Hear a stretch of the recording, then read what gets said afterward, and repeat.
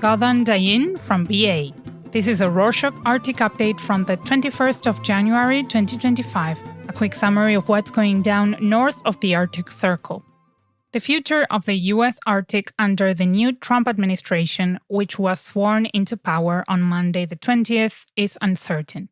In President Biden's final days, he enacted one last environmental protection in an attempt to preserve Arctic health. On Thursday the 16th, the U.S. Interior Department announced plans to add environmental protections for more than 3 million acres, over 12,000 square kilometers, of the Alaska National Petroleum Reserve on the North Coast.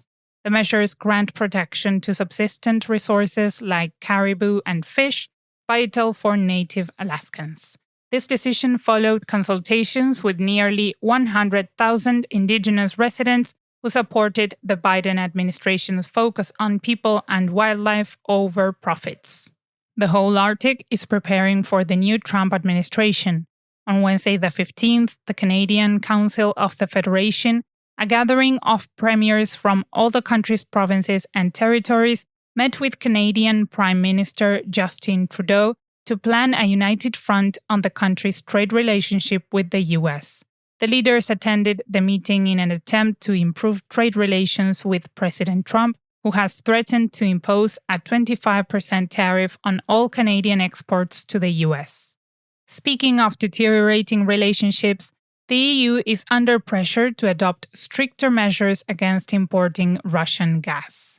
On Thursday the 16th, a group of 10 EU member states, including Denmark, Finland, and Sweden, issued a joint appeal for an outright ban on all Russian gas imports. In the group's appeal, they say that if a ban is not currently possible, then the EU needs to begin a phased reduction.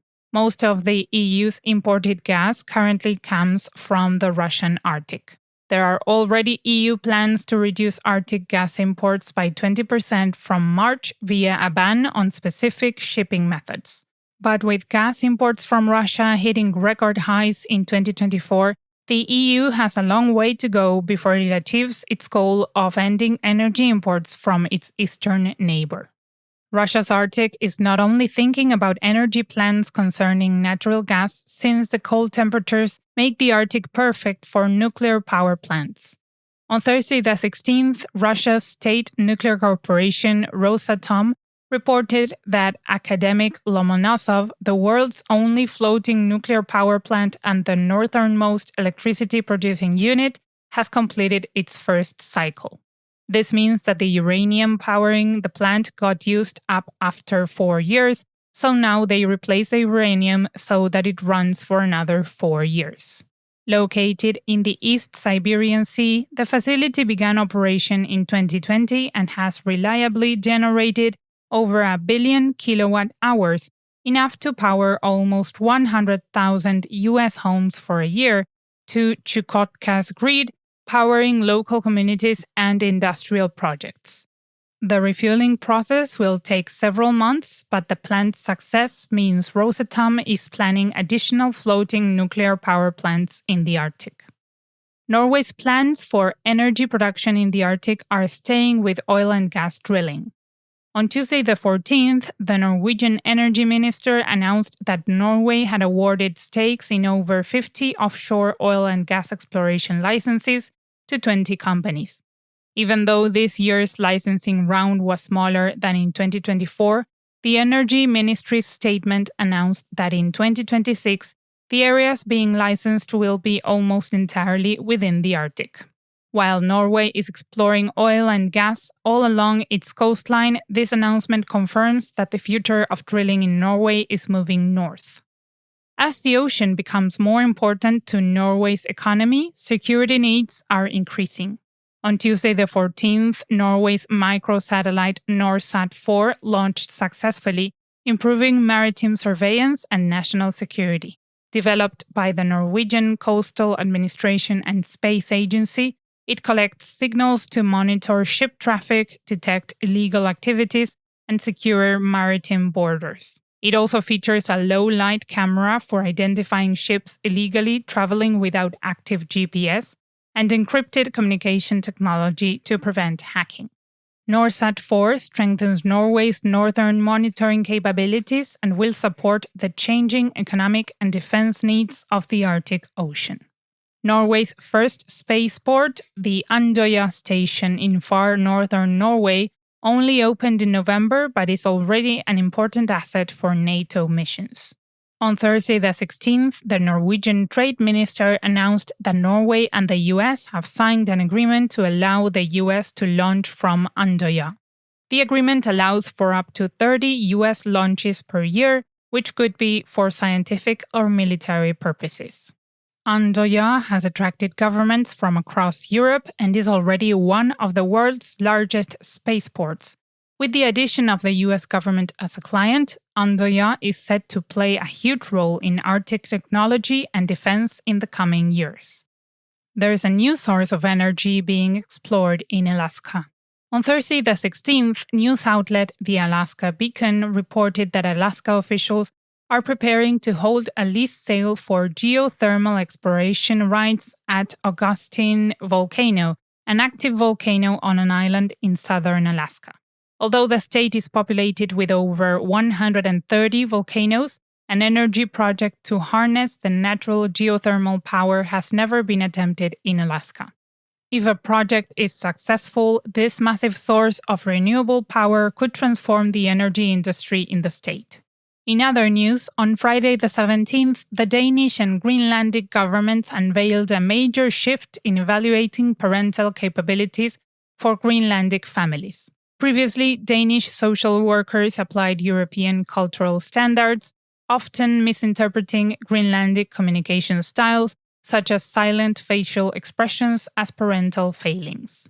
Starting on the 1st of May, assessments will be handled by a specialized unit with expertise in Greenlandic culture and language. This unit will also review past cases where psychological tests were used, with misleading evaluations prompting reassessments. Akaluak Egede, Greenland's Minister for Children, called the decision a vital step in addressing deep-rooted cultural misunderstandings.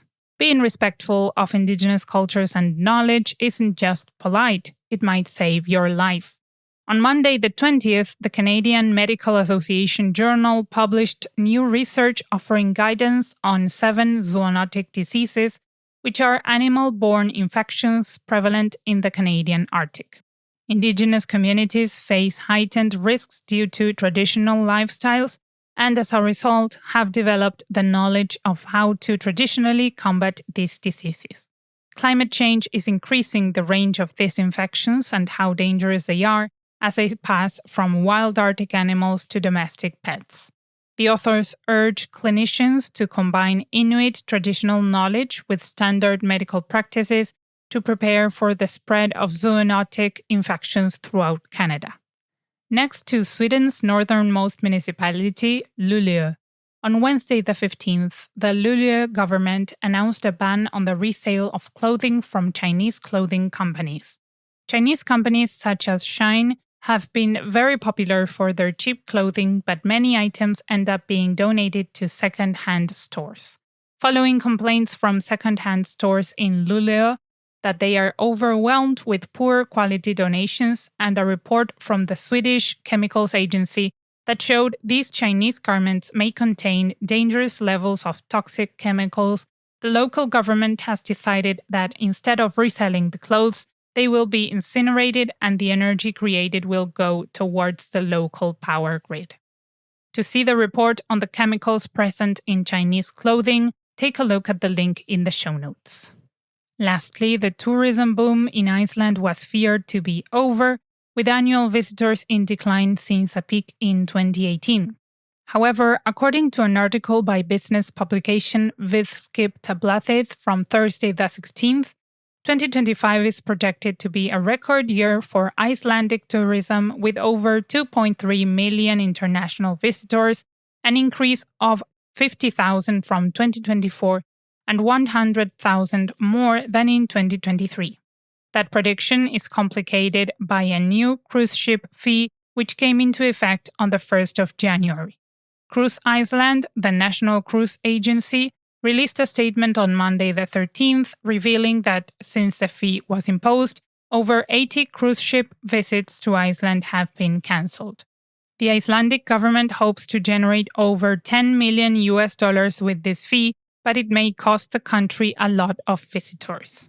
And that's it for this week. Thank you for joining us. We've heard from some of you that you'd love to subscribe but don't want to spend money. Well, great news. Subscribing to the Rorschach Arctic Update is absolutely free.